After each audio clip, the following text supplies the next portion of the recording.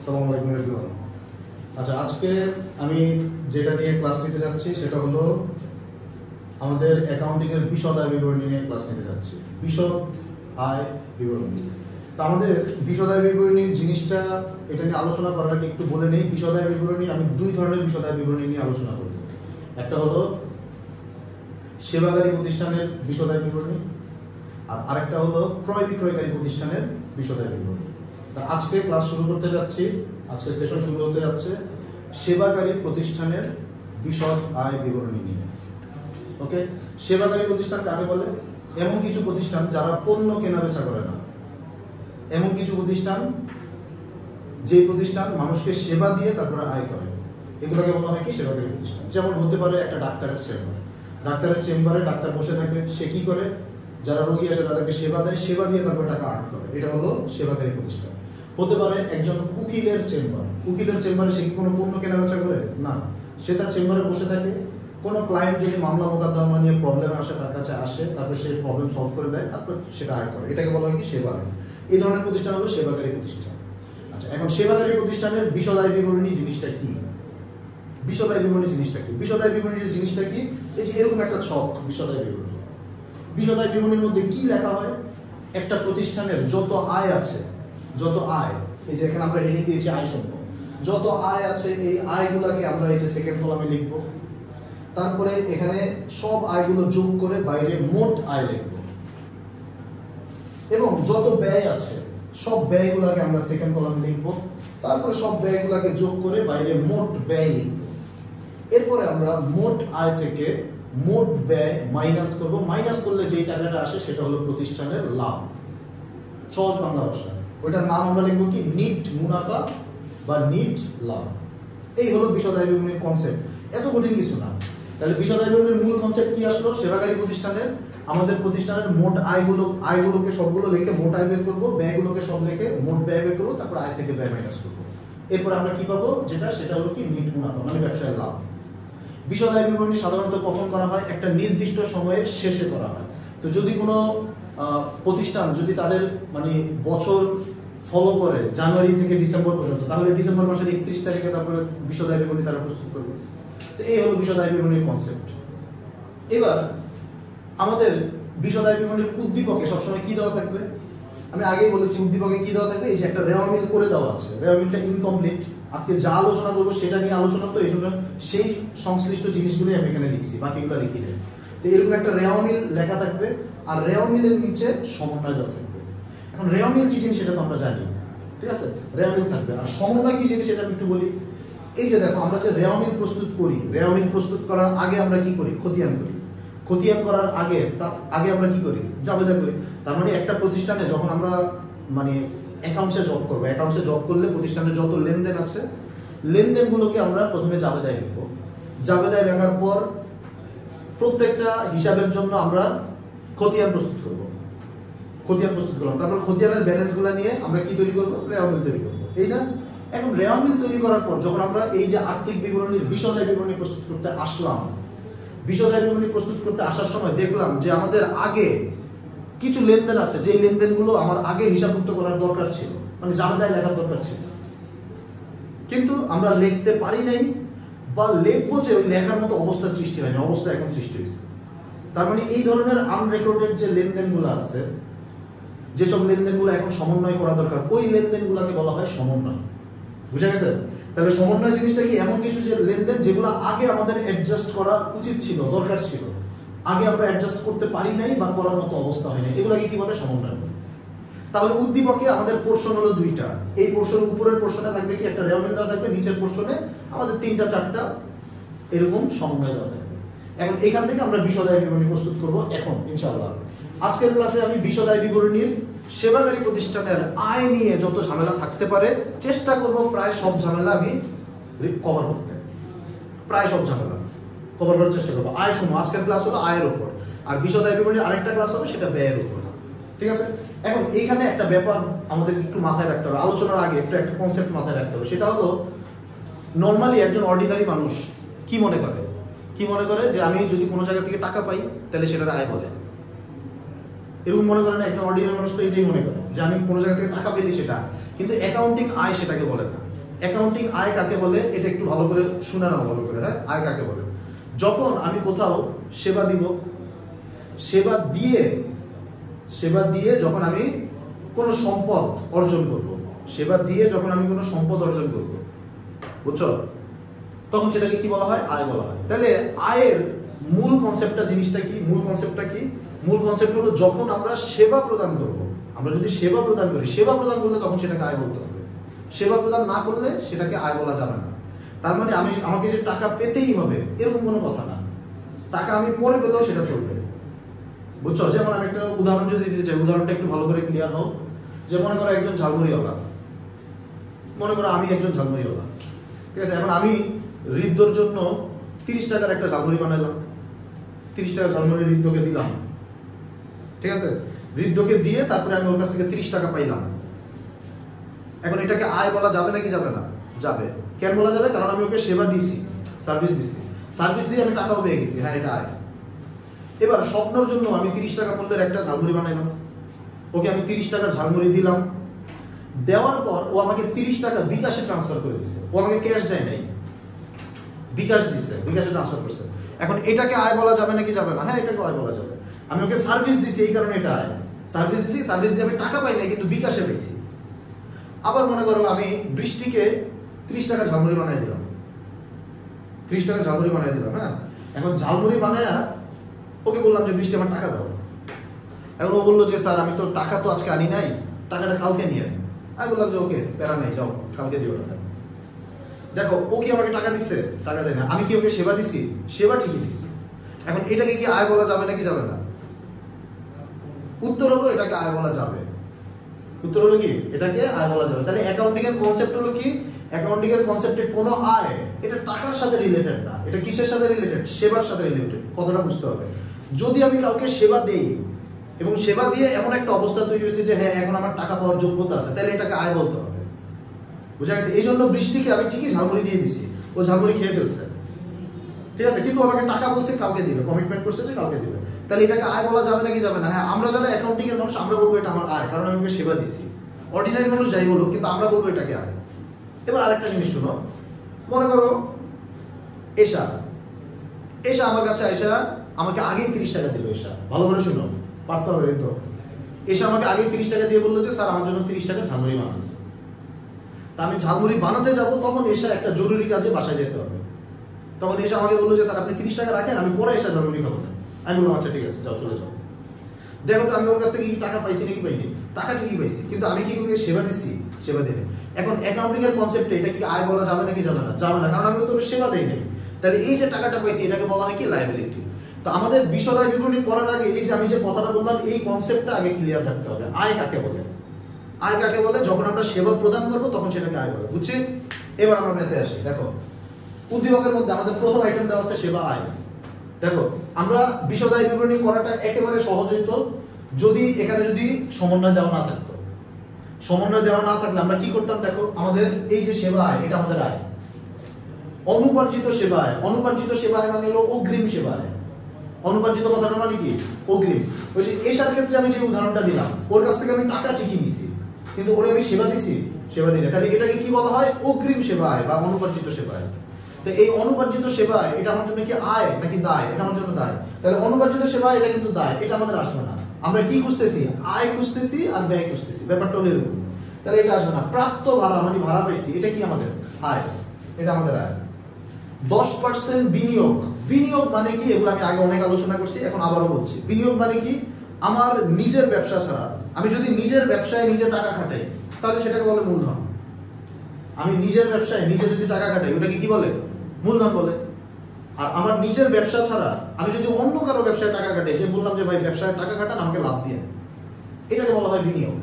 তাহলে এই বিনিয়োগ এটা লজিক্যালি আমাদের কি? এটা লজিক্যালি আমাদের সম্পদ। কারণ আমি যেখানে টাকা দিছি এখানে কি জন্মের মধ্যেই দিছি নাকি ফেরত পাবো টাকা? ফেরত পাবো। তাহলে এই বিনিয়োগ আমাদের কি? সম্পদ। আচ্ছা, বিনিয়োগের পাশে যে 10% লাগানো আছে, এই 10% দ্বারা কাকে ইন্ডিকেট করা হচ্ছে? সুদকে। তাহলে এই বিনিয়োগের উপর যে 10% সুদ, বিনিয়োগের উপর যে 10% সুদ, এই সুদ আমরা কি দিব নাকি পাবো? পাবো। তাহলে এই বিনিয়োগের সুদ এটা আমাদের জন্য কি হবে? আয় হবে।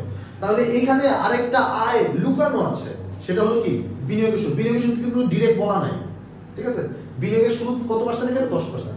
আর উত্তোলন ও মূলধন এটা আমাদের কি মালিকানা সত্ত্ব, দুইটাই মালিকানা সত্ত্ব।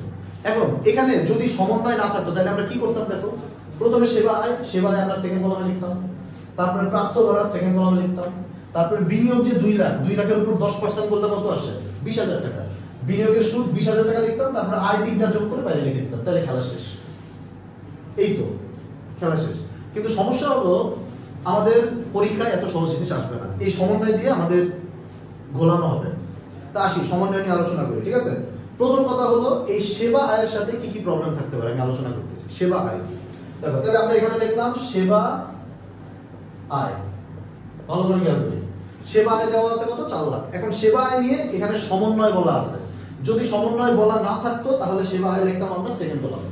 যেহেতু সমন্বয় বলা আছে তার মানে সেবা আয়ের সাথে প্লাস মাইনাস আছে, এই জন্য সেবা আয়ের টাকাটা আমরা লিখলাম কোন কলামে, ফার্স্ট কলামে। তার মানে ফার্স্ট কলামে আমরা কোনো আইটেম কখন লিখবো, যখন ওই আইটেমের সাথে কোনো প্লাস মাইনাস পাবো তখন ফার্স্ট কলামে লিখবো, আর যদি প্লাস মাইনাস না পাই তাহলে সেকেন্ড কলামে লিখবো।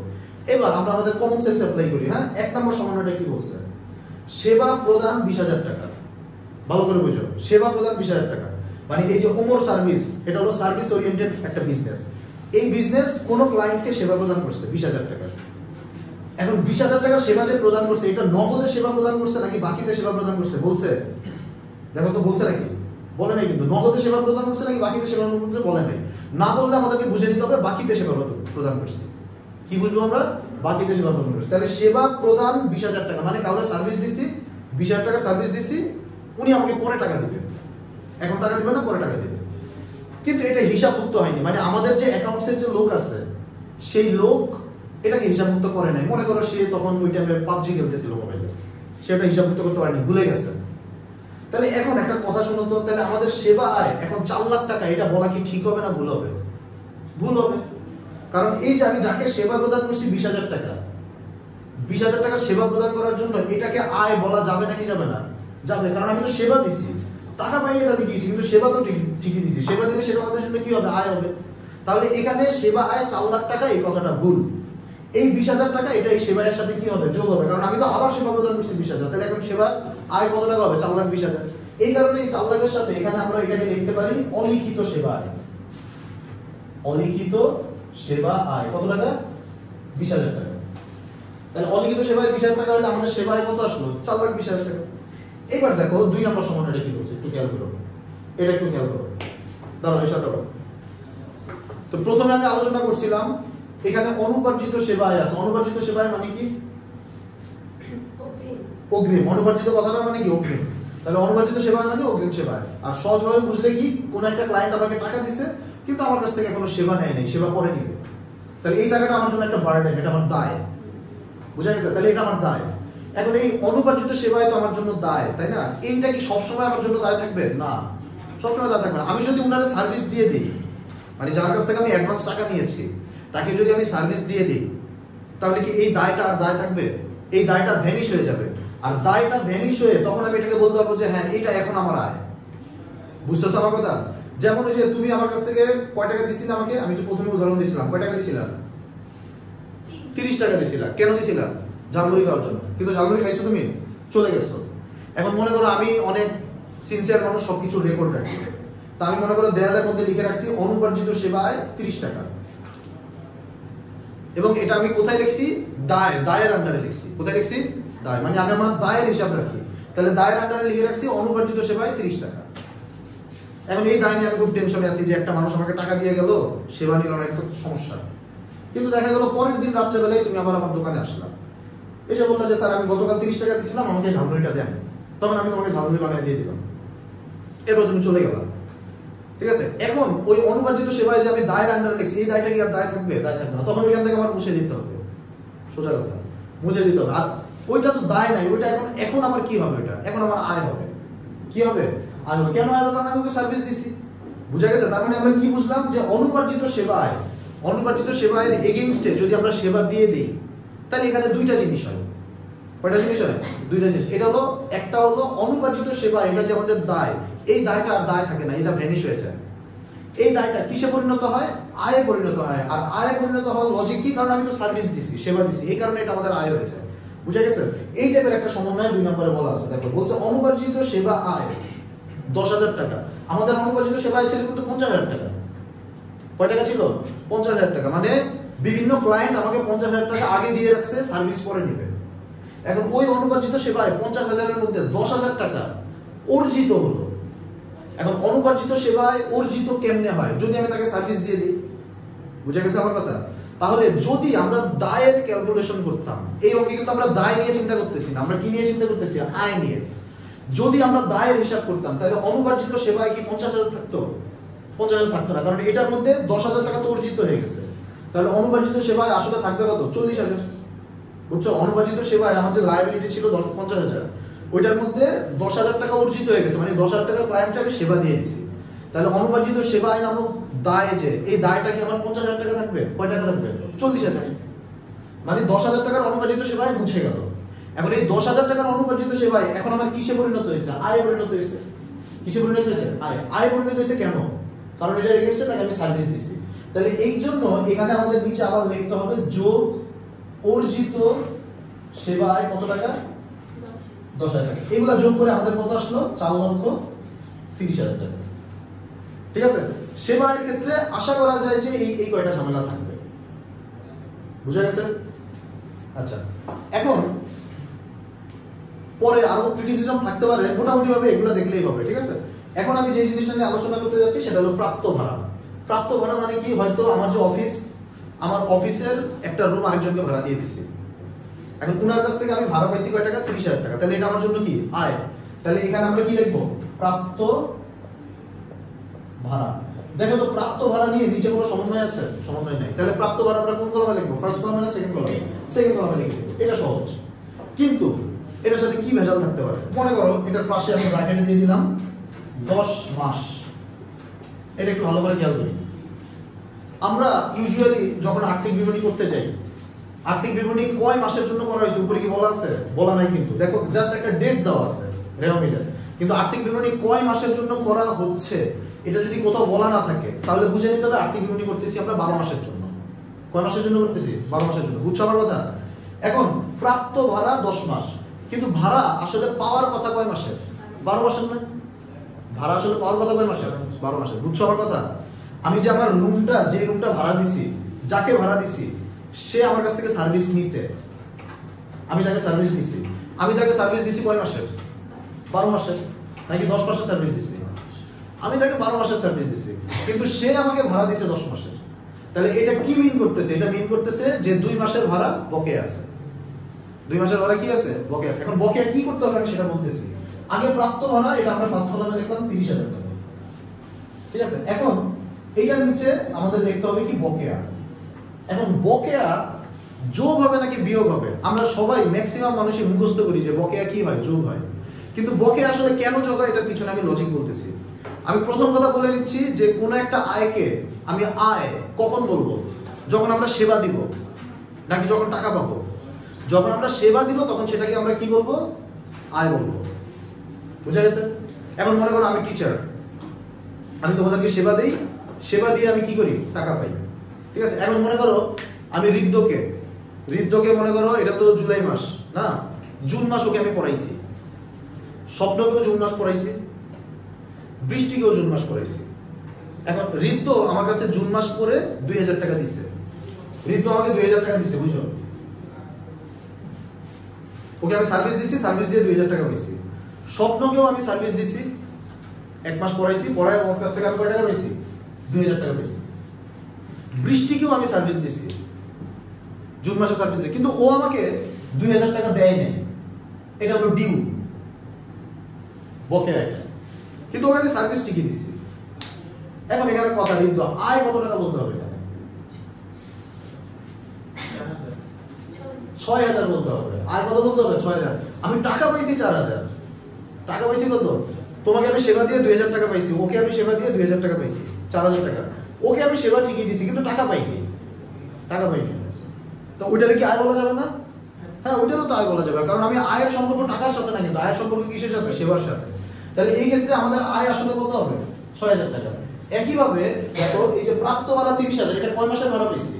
10 মাসের। কিন্তু যাকে আমি সার্ভিস দিচ্ছি তাকে কি আমি 10 মাসের সার্ভিস দিচ্ছি? তাকে কিন্তু আমি 12 মাসেরই সার্ভিস দিচ্ছি। তাহলে যেটা বকেয়া, এই বকেয়াটা এখানে এক্সক্লুড করা আছে, মানে বাদ দেওয়া আছে। কিন্তু বকেয়া ভাড়া যেটা, বকেয়া যে প্রাপ্ত ভাড়া যেটা, মানে যেটা বকেয়া, সেটা কি আমাদের আয় বলে গণ্য করা যাবে নাকি যাবে না? যাবে, আয় বলে ঠিকই গণ্য করা যাবে। কেন যাবে? যেই 2 মাসের ভাড়া পাই না, ওই 2 মাসের সার্ভিস তো আমি তাকে ঠিকই দিচ্ছি। বুঝতেছো আমার কথা? এই লজিকে বকেয়া কি করতে হয়? যোগ করতে হয়। বকেয়া যোগ করার মেইন কারণ হলো এটা। তাহলে এখানে যোগ বকেয়া, বকেয়া কি করবো আমরা? যোগ করবো। এখন বকেয়া কেমনে বের করবো? দেখো এখানে 30,000 টাকা, এটা কয় মাসের বলো তো? 10 মাসের। তাহলে এটাকে যদি আমি 10টা ভাগ করি তাহলে কয় ভাগ পাবো? 1 ভাগ, মানে 1 মাসের টাকা পাবো। কিন্তু বকেয়া কয় মাসের? 2 মাসের। তাহলে এটাকে যদি আমরা 2 দিয়ে গুণ করি তাহলে 2 মাসের ভাড়া পেয়ে যাবো। 2 মাসের ভাড়া আসে কয় টাকা? 6,000 টাকা। এবার এই দুইটা যোগ করে বাইরে কত আসলো? 36,000 টাকা। বুঝা গেছে নাকি যায় নাই? তাহলে ব্র্যাকেটে যদি এরকম 10 মাস থাকে, 10 মাস থাকলে 2 মাস বকেয়া। বকেয়া কি করতে হয়? যোগ করতে হয়। বকেয়া কেন যোগ করতে হয় আমি লজিক বলছি, এই কারণে যোগ করতে হয়। আর বকেয়াটা বের করলাম আমরা 30,000, এই 30,000টা হলো 10 মাসের। তাহলে এটাকে 10 দিয়ে ভাগ করলাম, তাহলে 1 মাসে পাবো। আর 1 মাসের টাকাটাকে আমরা 2 দিয়ে গুণ করলাম, তাহলে 2 মাসের পেয়ে গেলাম। এই যে 6,000 টাকা 2 মাসে লিখলাম, তারপরে এই দুইটা যোগ করে বাইরে লিখে দিলাম। একইভাবে এখানে যদি এইটা না বলে, খেয়াল করো, এই 10 মাস না বলে এটা যদি বলতো 15 মাস, কয় মাস? 15 মাস। 15 মাস মানে কি? মানে যে বেটাকে আমার রুমটা ভাড়া দিছি, ওই বেটা মনে করে একটু রিচ কিড, মানে রিচ মানুষ, ঠিক আছে? ওই বেটা আমাকে 15 মাসের ভাড়া দিয়ে দিচ্ছে। এখন ইউজুয়ালি আমরা ম্যাথ করি কয় মাসে? 12 মাসের।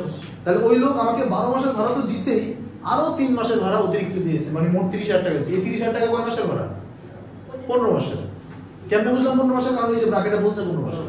15 মাসের ভাড়া আমরা পাইছি, ঠিক আছে? এখন এখানে যাকে আমি সার্ভিস দিছি তাকে কি আমি 15 মাসের সার্ভিস দিছি? কয় মাসের সার্ভিস দিছি? আর অগ্রিম কয় মাসের? 3 মাসের। এখন তাহলে অগ্রিম যে সার্ভিসটা দিছি ওইটারে কি আয় বলা যাবে? ওইটার আয় বলা যাবে না। অগ্রিম যে টাকাটা পাইছি, মানে আমরা এখানে 15 মাসের ভাড়া পাইছি, কিন্তু আমরা তাকে সার্ভিস দিছি কয় মাসের? 12 মাসের। 3 মাসের সার্ভিস দেই না কিন্তু টাকা পেয়ে গেছি। তাহলে যেই 3 মাসের সার্ভিস দেই না কিন্তু টাকা পেয়ে গেছি, ওই 3 মাসের টাকাকে কি আয় বলা যাবে? আয় বলা যাবে না। এই লজিকে অগ্রিম যেটা সেটা মাইনাস করতে হবে। অগ্রিম মাইনাস করার লজিক হলো এটা। তাহলে এখানে আমরা মাইনাস কি লিখবো? অগ্রিম। অগ্রিম লিখে এই 30,000 এটা কয় মাসের? 15 মাসের। তাহলে এটাকে 15 দিয়ে ভাগ করব, আর গুণ করব কত দিয়ে? 3 দিয়ে। তাহলে কত আসে? 6,000 আসে। এটা মাইনাস করে বাইরে কত আসলো? 24,000। তাহলে এই প্রাপ্ত ভাড়া দিয়ে আমি তোমাদেরকে বুঝালাম যে বকেয়া থাকলে যোগ হবে, অগ্রিম থাকলে বিয়োগ হবে, উইথ লজিক। আচ্ছা, এবার আসি বিনিয়োগ। বিনিয়োগ মানে কি? প্রথমে আমি বলছিলাম বিনিয়োগ মানে কি? আমার নিজের ব্যবসা ছাড়া আমি যদি অন্য কোনো ব্যবসায় টাকা খাটাই ওটাকে বিনিয়োগ বলে। বিনিয়োগ আমাদের ব্যয় না, বিনিয়োগ আমাদের কি? সম্পদ। কেন সম্পদ? কারণ যেখানে টাকা দিছি ওই টাকাটা আমরা ফেরত পাবো, এটা আমাদের সম্পদ, ঠিক আছে? এখন এই যে বিনিয়োগ যেখানে করছি, বিনিয়োগ কবে করছি? এখানে ডেট বলা আছে? ডেট বলা আছে কবে করছি? যদি ডেট বলা না থাকে তাহলে আমরা বুঝে নিব এই বছরের শুরুতে আমরা বিনিয়োগ করছি। কি বুঝে নিব? এই 24 সালের শুরুতে আমরা বিনিয়োগ করছি। তার মানে বিনিয়োগটা করছি 24 সালের শুরুতে। তাহলে 24 সালের শুরুতে যে বিনিয়োগ করছি, তাহলে ওইখান থেকে কি আমার সুদ পাওয়ার কথা? সুদ পাওয়ার কথা কত পার্সেন্ট? 10%। কয় মাসের সুদ পাওয়ার কথা? 12 মাসের। কিন্তু 12 মাসের সুদ পাওয়ার কথা, এই কথাটা আমরা বুঝছি কি দেখে? এই যে 10% কথাটা দেখে, এটা বলা আছে দেখে আমরা বুঝছি যে সুদ পাওয়ার কথা। কিন্তু সুদটা কি আমরা পাইছি? সুদটা কি পাইছি? যদি আমরা সুদটা পেতাম তাহলে এখানে বিনিয়োগের সুদ নামে আরেকটা আইটেম লেখা থাকতো, বুঝছো? যদি আমরা সুদটা পেয়ে যেতাম তাহলে এখানে বিনিয়োগের সুদ নামে আরেকটা আইটেম লেখা থাকতো। তার মানে বোঝা যাচ্ছে কি এই বিনিয়োগের সুদটা অ্যাকচুয়ালি কি হয়েছে? বকেয়া হয়েছে। বিনিয়োগের সুদটা কি হয়েছে? বকেয়া হয়েছে। মানে যেখানে বিনিয়োগ করছি উনারা আমাকে 10% সুদ দিবে বলছে, কিন্তু দেয় নাই। আমি চাইতে গেছিলাম, বললাম যে ভাই সুদ দেন, তখন বললো যে ভাই দেই নাই, দিব না, এখন পরে দিব। আমি বললাম আচ্ছা ঠিক আছে। বিনিয়োগের সুদ তো পাই নাই, এই জন্য বিনিয়োগের সুদ নামে আইটেম লেখা হয়নি, ঠিক আছে? এখন এখানে যেটা কথা এসা, এই যে 10% বিনিয়োগের সুদ, বছরের শেষে এসে এই বিনিয়োগের সুদরে আয় কি বলা যাবে নাকি যাবে না? যাবে, আয় কিন্তু বলা যাবে। কারণ তাকে যে আমি বিনিয়োগ করার জন্য যে টাকাটা দিছি ওইটার সেবা কি তারা পাইছে নাকি পাই নাই? পাইছে, কিন্তু আমি তো তাকে বছরের শুরুতে বিনিয়োগের টাকা দিচ্ছি। তাহলে তারা 1 বছর আমার বিনিয়োগের টাকা ইউটিলাইজ করছে। তাহলে আমি সুদ পাওয়ার যোগ্যতা অর্জন করছি নাকি করি নাই? করছি, কিন্তু তারা আমাকে নগদ টাকা দেয় নাই। কিন্তু তারপরে এটা আমার আয় বলতে হবে, কারণ আমি তো তাকে বিনিয়োগ দিয়ে দিচ্ছি। বুঝা গেছে আমার কথা? বিনিয়োগের সুদের টাকাটা নগদে পাই না, কিন্তু এটাকে আয় ঠিকই বলা যাবে। তাহলে এই ক্ষেত্রে আমাদের লিখতে হবে এখানে বিনিয়োগের সুদ। আচ্ছা, বিনিয়োগের সুদ কিভাবে বের করবো? দেখো এখানে টাকা দেওয়া আছে কত? 2 লাখ। বিনিয়োগ করছি কবে? বছরের শুরুতে এখানে বলা আছে, বলা না থাকলেও বুঝে নিতে হবে বছরের শুরুতে বিনিয়োগ করছি। তাহলে কয় মাসের সুদ পাবো আমরা? 12 মাসের। তাহলে 2 লাখে যদি আমরা 10% করি তাহলে কত আসে? 20,000 টাকা। কয় টাকা আসে? 20,000 টাকা। মনে রাখবা যে কোনো কিছুকে যদি আমরা পার্সেন্ট করি, পার্সেন্ট করার পর যে অ্যানসারটা আসে that answer would be for 12 months. ওটা 12 মাসের জন্য হবে। তাহলে 20,000 টাকা এটাই 12 মাসের সুদ। তাহলে এখানে আমরা বিনিয়োগের সুদ রেখে দিলাম কত টাকা? 20,000 টাকা। বুঝা গেছে নাকি জানি না? ঠিক আছে, এবার একটু ঝামেলা বলি, বিনিয়োগের সুদ নিয়ে একটু গিয়ে যাচ্ছি, এটাই লাস্ট ক্যান্সার। একটু দেখো, মনে করো এই 10% বিনিয়োগ না, এখানে ব্র্যাকেটে দেওয়া আছে 1/4/2024। কি দেওয়া আছে? 1/4/2024 দেওয়া আছে। What does that mean actually? এটার মানে হলো আমরা বিনিয়োগটা করছি 4 নম্বর মাস। 4 নম্বর মাস মানে কি? এপ্রিল মাস। এপ্রিল মাসের 1 তারিখে বিনিয়োগ করছি। তাহলে যেখানে আমি বিনিয়োগ করছি ওখানে এপ্রিল মাসের 1 তারিখে বিনিয়োগ করছি। তাহলে উনারা যখন আমাকে সুদ দিবে, আগের যে 3 মাস জানুয়ারি ফেব্রুয়ারি মার্চ, ওই মাস সহ সুদ দিবে নাকি? ওই মাস সহ সুদ দিবে নাকি যেখানে বিনিয়োগ করছি ওইখান থেকে সুদ দেওয়া শুরু করবে? তাহলে আমার বিনিয়োগটা তারা ইউটিলাইজ করছে কয় মাস? দেখো, এপ্রিল মাস কি ইউটিলাইজ করছে নাকি করে নাই? করছে। এপ্রিল মাসের 1 তারিখ হতো। তাহলে April, May, June, July, August, September, October, November, December 9 মাস ইউজ করছে। তাহলে সুদ কয় মাসে লাগা উচিত? 9 মাসে। তাহলে এই ক্ষেত্রে আমরা বিনিয়োগের সুদ কেমনে বের করব? দেখো, 2 লাখ টাকা, 2 লাখ ইনটু 10%। এখন 2 লাখকে যদি 10% করা হয় কয় মাসের সুদ আসবে? 12 মাসের। আমি আগেই বলছি যে কোনো কিছুকে যদি পার্সেন্ট করি, পার্সেন্ট করলে কয় মাসের সুদ আসবে? 12 মাসের সুদ। তাহলে এইটাকে যদি আমি 12 দিয়ে ভাগ করি, মানে 2 লাখ ইনটু 10%, 12 দিয়ে ভাগ করলে কয় মাসের সুদ আসবে? 1 মাসের। কারণ এটা তো 12 মাসের সুদ, এটাকে 12 দিয়ে ভাগ করলে 1 মাসের সুদ আসবে। কিন্তু আমাদের সুদ লাগবে কয় মাসে? 9 মাসে। তখন 9 দিয়ে আমরা গুণ করতাম। 9 দিয়ে গুণ করলে কত আসে? 15,000 টাকা। তাহলে তখন আমাদের বিনিয়োগের সুদ এখানে 20,000 টাকা না হয়ে কত হইতো? 15,000 টাকা। বুঝতেছো আমার কথা? বিনিয়োগের সুদের 2 নম্বর গ্যাঞ্জাম বললাম। প্রথম গ্যাঞ্জাম বললাম বিনিয়োগের সুদের পাশে তারিখ দেওয়া নাই। তারিখ দেওয়া না থাকলে 1 বছরের সুদই ধরতে হবে। 2 নম্বর গ্যাঞ্জাম বিনিয়োগের সুদের পাশে তারিখ দেওয়া আছে। তারিখ দেওয়া আছে, ওই তারিখ থেকে একদম পুরো শেষ তারিখ পর্যন্ত দেখবো যে কয় মাস, যত মাসের সুদ হয় তত মাসের সুদ ধরতে হবে। 3 নম্বর গ্যাঞ্জাম, মনে করো এখানে দেওয়া আছে বিনিয়োগ 1/4 না, মনে করো 1/7/2025, সরি 2022, মনে করো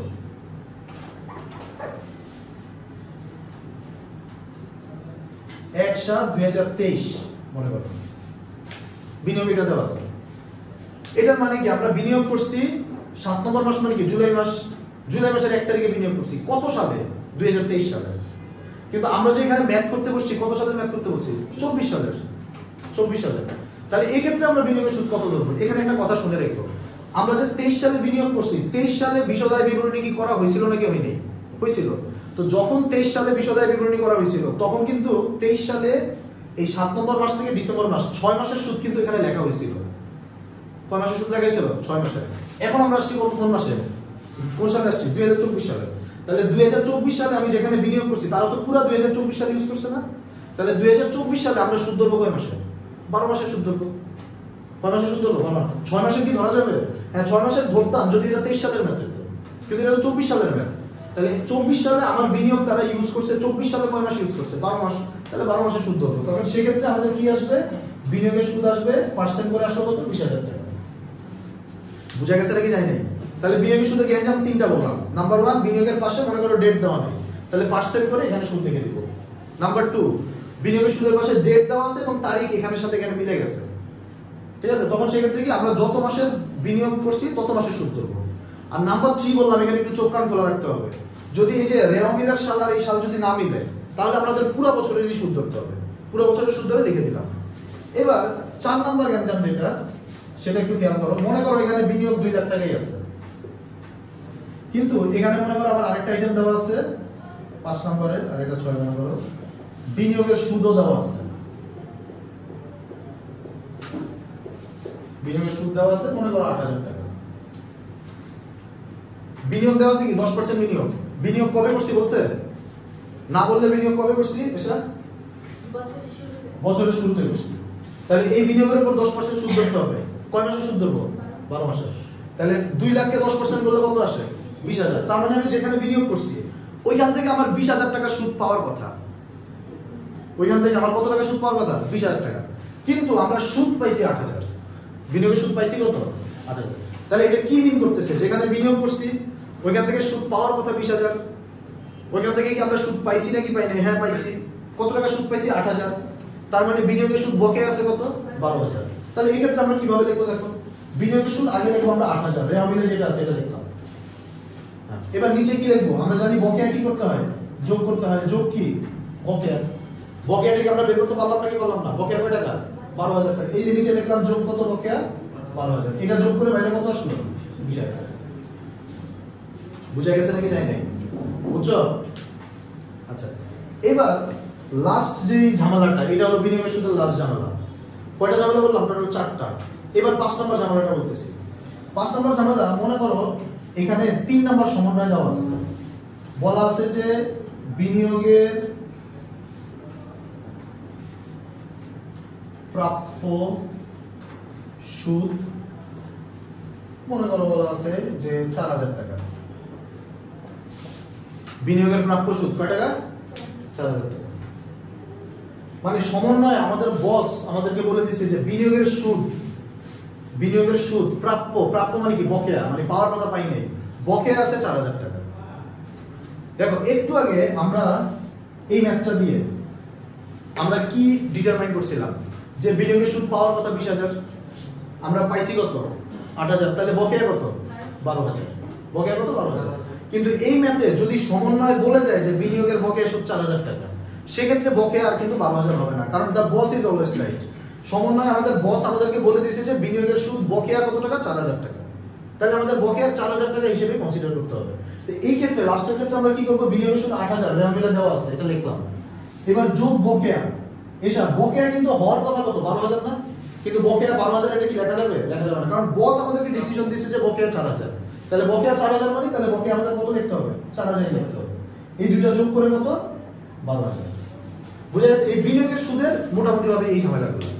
আর একটা আয় নিয়ে আলোচনা করতেছি, এটাই লাস্ট। সেটা হলো উত্তোলনের সুদ। উত্তোলনের সুদ এটা ব্যবসার জন্য কি একটা আয়?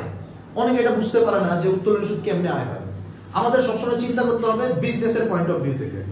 চিন্তা করো তো, বিজনেস উত্তোলনের যে টাকাটা, উত্তোলনের টাকাটা কি বিজনেস পায় নাকি বিজনেস দেয়? উত্তর হলো বিজনেস দেয়। কাকে দেয়? মালিককে দেয়, কারণ মালিক তো ব্যবসা থেকে উত্তোলন করে। তাহলে বিজনেস কি করতেছে? বিজনেস উত্তোলনের টাকাটা মালিককে দিচ্ছে। তাহলে উত্তোলনের উপর যদি সুদ ধরা হয়, তাহলে বিজনেস সুদ কি পাবে নাকি সুদ দিবে? সুদ পাবে, কারণ মালিক উত্তোলনের টাকা নিচ্ছে, তাহলে এটা সুদ মালিক বিজনেসকে দিবে। তাহলে উত্তোলনের সুদ, এই লজিক অনুযায়ী উত্তোলনের সুদটা কি আয় নাকি ব্যয়? আয়। তাহলে উত্তোলনের সুদ দেখতে হবে কোথায়? এখানে। তাহলে মনে করো এখানে যদি 4 নম্বর সমন্বয় যদি বলে যে উত্তোলনের